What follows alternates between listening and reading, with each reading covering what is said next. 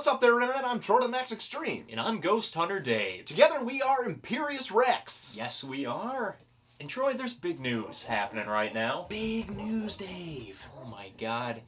We're living in an age where Action Comics hit issue 1000. I know. It's a time to be alive. That is a milestone.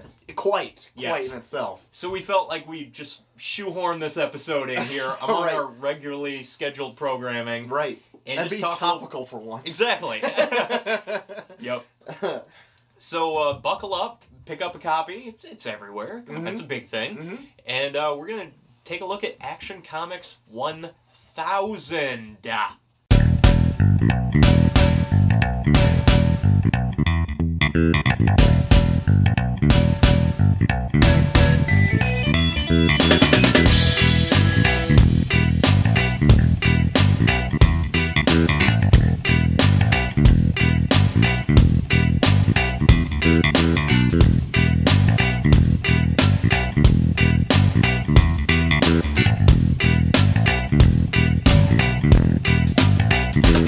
So, Action Comics 1000 came out just a few days ago? That's right. Week ago. And it had a lot of acclaim going into it. Oh my god. Like, it should. Has any comic hit 1000? I believe some have, like Japanese comics, but this is the first superhero comic to ever reach that milestone. Okay.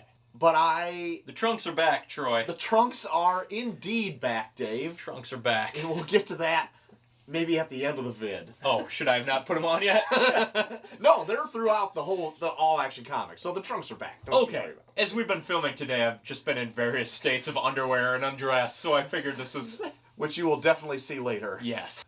Going into it, I was really excited about Action Comics 1000, and honestly, I've probably never read an Action comic at all. I read Grant Morrison's run on it. Yeah? It's probably I might have read a 15 few issues around there. Mm-hmm. It was good. It was Grant Morrison-y, but I mean, that's not the normal Action Comics. Right.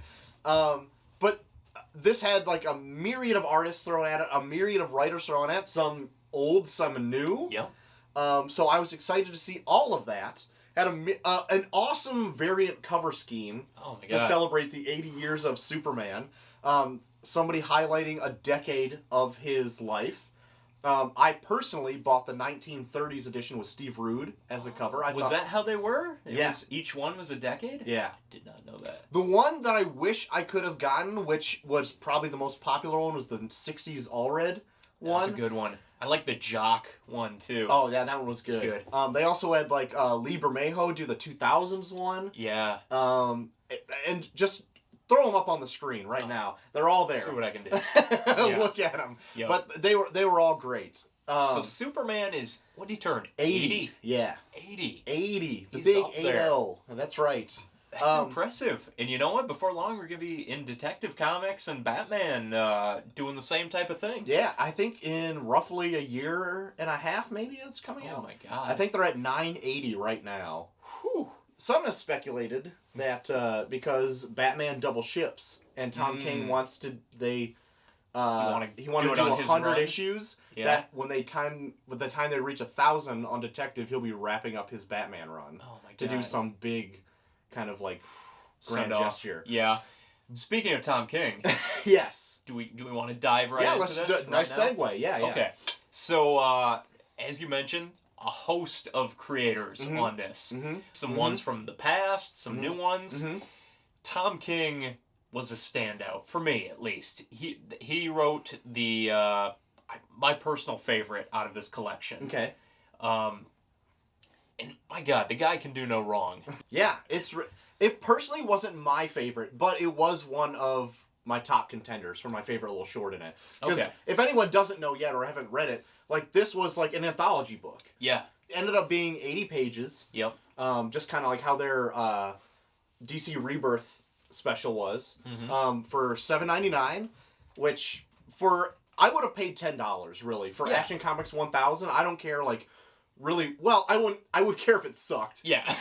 But like I would have paid $10 for it regardless if they would have said, "Hey, let's do it." Yeah. But my personal favorite was the one written by Richard Donner and Jeff Johns, The Car, which is homages the original Action Comics #1, where he's lifting the car into that rock, and it goes into the owner of that car. I didn't realize that was the car. Yeah. That makes it all it's got, better. Olivier Coipel as the artist, who I've never seen draw Superman before, like outside of maybe like convention sketches. Mm-hmm. Awesome. My favorite one. Does a great upper lip. Yeah, it really does, yeah. Yeah. That was a good one. Yeah. I also really liked Dan Jurgens starts off the whole thing, writing and drawing his own one. And he had the current run on Action before, or maybe it was Superman. I can't remember. I think it was Action. Mm-hmm. But now he is being replaced by Bendis, who had the last one in the book. Nice passing of the torch there. Yeah. And that was a pretty long one, too, Bendis' one. Yeah. Because it's got the Bendis-y dialogue to kind of stretch it out. Yeah. I don't want to get more of that one on the end so we can kind of see where, like, maybe Superman's going to go. Mm-hmm. But they also had Clay Mann, who recently has done Ninjak for Valiant, which was really good. I really like his art style. They had Jose Luis Garcia-Lopez returning as, he was like an artist like in the 80s and 90s who did like a lot of the popular like promo stuff you saw for DC was him. Oh, cool. So he came in and did Superman. He does a really clean looking, like stuff for promo stuff. Really clean art style. They had Kurt Swan come back and do... Yeah. So that was kind of cool to see, like, an old retro kind of style in this. But there's, like, a few creators that I thought that were in this, which were fine, that, like, Scott Snyder did a run, but he never really had, like, a huge Superman kind of thing. He did a mini-series, I think, Superman Unchained. But that was about it. That's it, yeah. But there's some creators that were absent that I thought... Why weren't they included? Like, Grant Morrison doesn't have a story in this. True. And he did All-Star Superman, which was amazing. Oh, yeah. Look back on our old video where we just, like, praised that book to no end. Oh, God. One of the essentials. Yeah.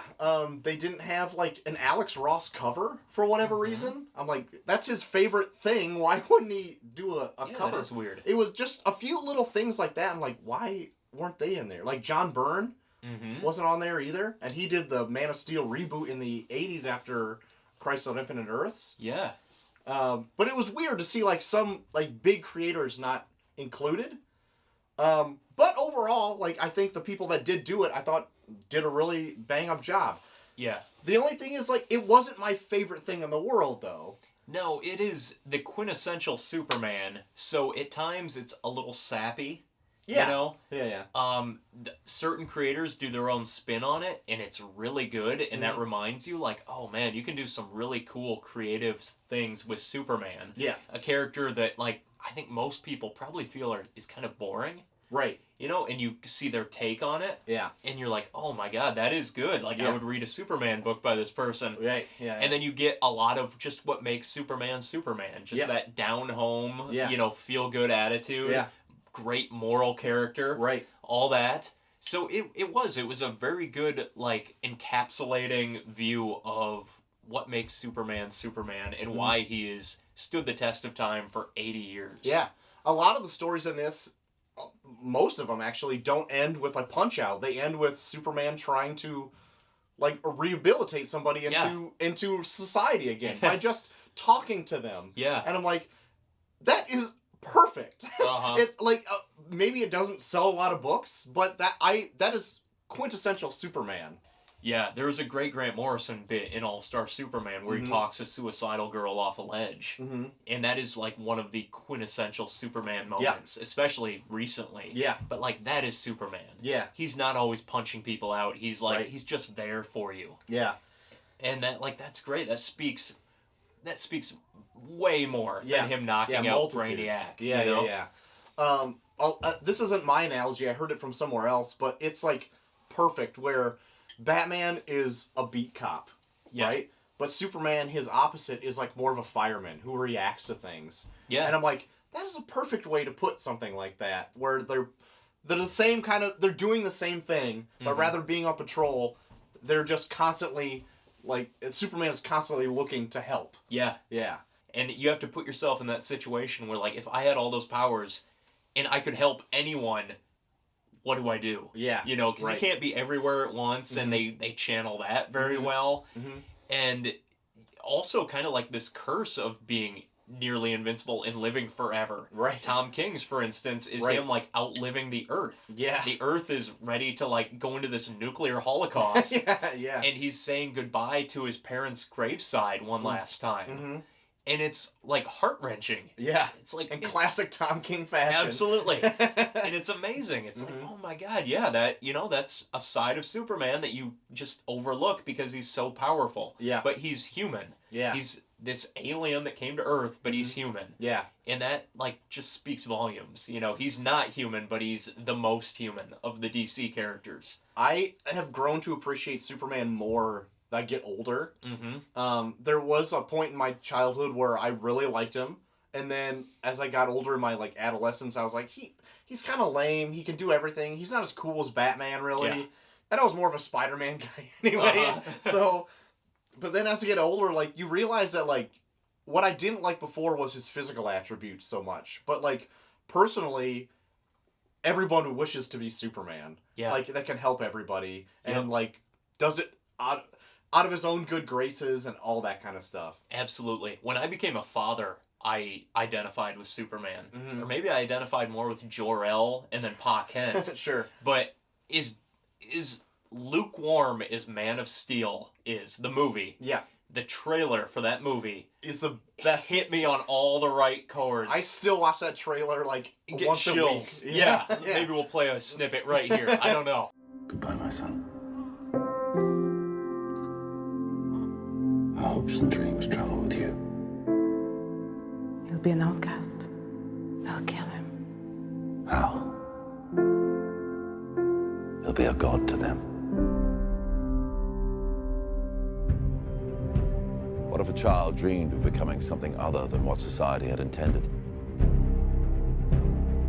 What if a child aspired to something greater?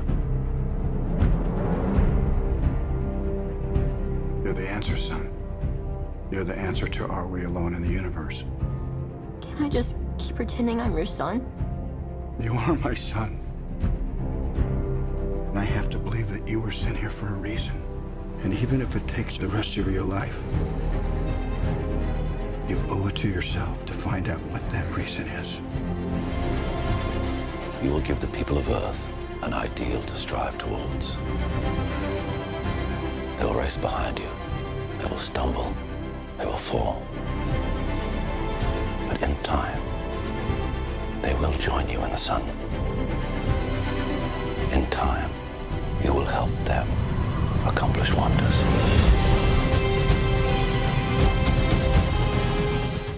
But like those moments where they're saying like you will lead them to the sun, they'll stumble, they'll look to you, and Kevin Costner, you know, just opening his heart and saying like, you know, you're meant for better things.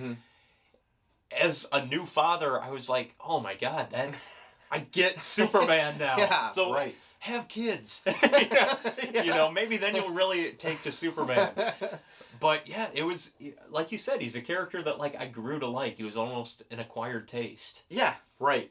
Now going back to like just the Action 1000 self, it didn't like break the mold or anything like that. No. And so like while it was like a big spectacle to go and grab 1000 before it came out, I think in a little bit some stories might be a little forgettable. Yeah. But it did kick off Bendis' run, which going forward he will be taking over Action and Superman. What did you think of Bendis' first go at Superman? I thought it was an interesting take because they're kind of messing with the continuity of the character in the fact that this weird demon-headed guy apparently destroyed Krypton. Yeah. Which I think kind of takes away from the mystique that, like, not everything is an evil, villainous plot. Sometimes planets just explode, people. You know, but, I mean, it's early. I don't know if that's exactly the case, but they kind of make it out that this weird, like, assassin orchestrated the demise of Krypton. Yeah. And now he's tracking down the survivors and killing them, you know, just to get the hat trick, I guess. Yeah, just to eliminate all Krypton and its inhabitants. But, you know, it's the same as Batman. I like that Batman's parents were murdered just as like a random thing. Not everything is this big picture plan, you know. And since Action 1000 came out, I'm a bit of a comic nerd, so I've been listening to a few podcasts, and some people have brought up that this story that Bendis introduced is very similar to Superman Earth 1 that Straczynski wrote. Yeah. And also, like, Dan Jurgens' Action Run has been also bringing up very recently Krypton exploding with Booster Gold and stuff going back in time and stuff. Yeah. So they've already been kind of touching on it, and it seems like Bendis doesn't really care, and he's kind of doing his own thing. Soft reboot, maybe? I don't know. Like, maybe it's like, maybe it's something that there's going to be a reveal later where that's not the case. But I wasn't really in love with the villain either. Very forgettable. Very forgettable. Like, just like a monstrous beast. Like, I'm trying to think back. No personality. I'm trying to think back to him right now, and all I can think of is Etrigan. Yes, I was just gonna say, you reminded me of Etrigan. So I'm like, Etrigan and Doomsday. Maybe. Yeah, and so he looked a little too busy. At the same time, I can't even really remember what he looks like. No. But they do try to do a job of explaining why the trunks are back. They do? In this. Because it's Superman. He's not Superman without the trunks. Right. They never really give, like, a great explanation for it, but two ladies go on about it for pages at a time. Yeah, and his eyes. And that he's heavy. Yes. But so, by the end of it, are you going to read Action Comics? I might check out a few. What I understand is that Superman title will be like a regular Superman title, and Action will be more of like a Daily Planet type story, where it's kind of like like Marvel Frontline or something like that. Yeah. Which I think Bendis could do very well. Is that what he's doing, Action? Or is he doing He's Superman doing both. too? He's doing both. Of course. Yeah. So and more, probably. So I might check out Action. I might let it go for a few issues to see how it's received, and then maybe see how it's going there. But overall, I'm intrigued of what Bendis is going to do. Yeah. So far, he hasn't won me over, but Jim Lee's art was good. Superman bouncing around on cars and buildings. Right. Overall, Action Comics was quite an event, and I'm glad I took part in it. Yeah. And I'm glad we could bring this video to you, the listeners. Definitely. DC's been kind of knocking it out of the park with these 80-page specials. I got the Tom King Swamp Thing that he did a while back, and that was great. Yeah. It was a blast. Yeah. Jason Fabok on the art.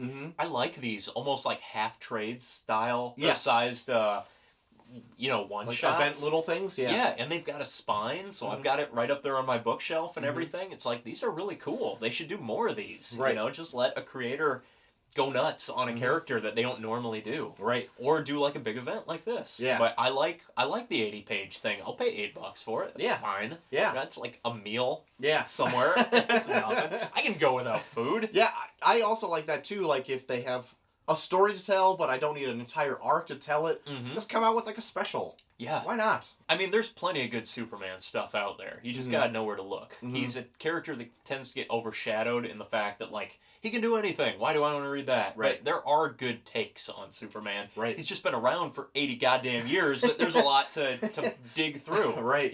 So you find the right ones, look up a best of list, and there you go. Yeah. But yeah, that's pretty much all I got for Action 1000. I want to know what you, the fans, thought of Action 1000. So let us know down below. We can start a conversation down there.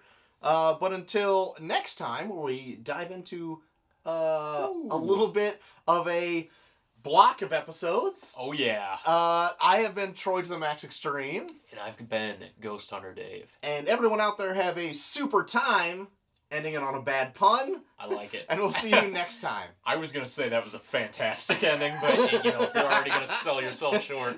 All right. Bye-bye. Yeah.